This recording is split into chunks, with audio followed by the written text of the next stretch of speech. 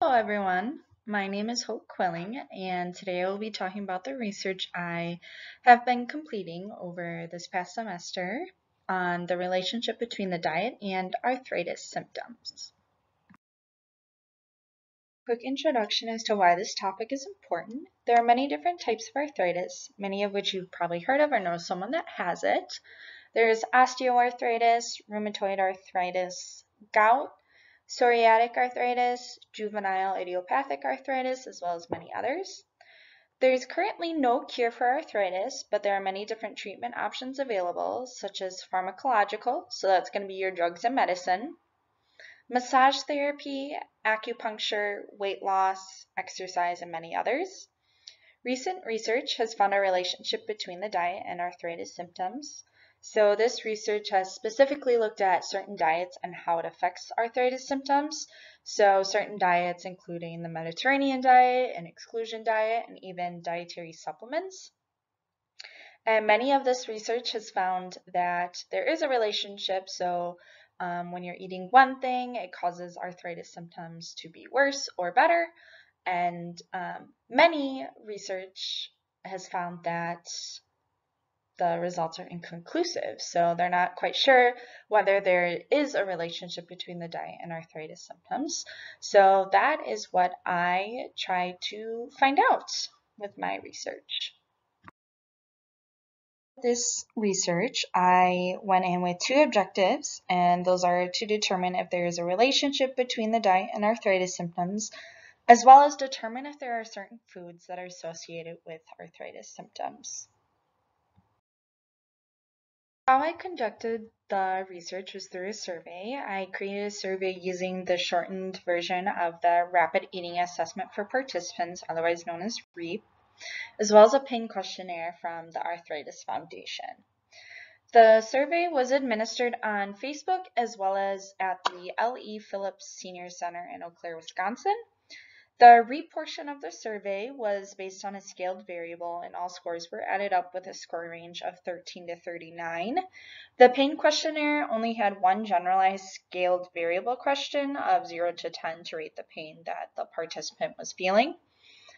Various correlation tests were performed to answer objectives 1 and 2 using Jamovi. A total of 19 participants were included in the data analysis, as surveys that were less than 80% complete were not included in the data analysis. The majority of the sample size recorded an age of 61 years or more, so about 74%. Approximately 47% of the participants have been diagnosed with osteoarthritis, and 21% of the participants have been diagnosed with rheumatoid arthritis. A Spearman's rank correlation test was performed to determine whether certain foods are associated with arthritis symptoms, as linearity and normality of the data was violated. A Pearson's correlation test was performed to determine whether there is a relationship between the diet and arthritis symptoms.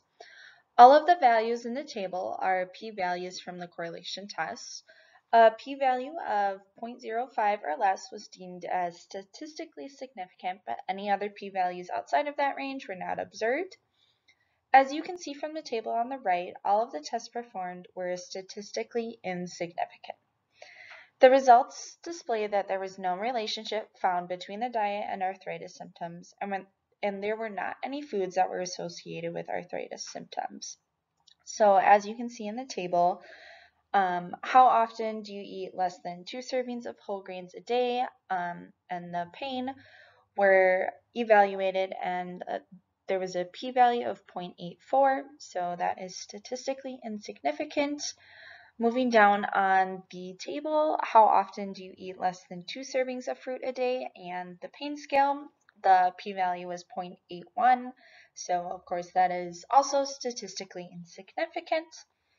And below the fruit, how often do you eat less than 2 servings of vegetables a day? And the pain scale, it's a p-value of 0.35, so again, statistically insignificant. And below that, how often do you eat fried foods? With the pain scale, that was a p-value of 0.77. So of course, statistically insignificant again. And then comparing the REAP scores with the pain scale, it was a p-value of 0.77. So again, statistically insignificant.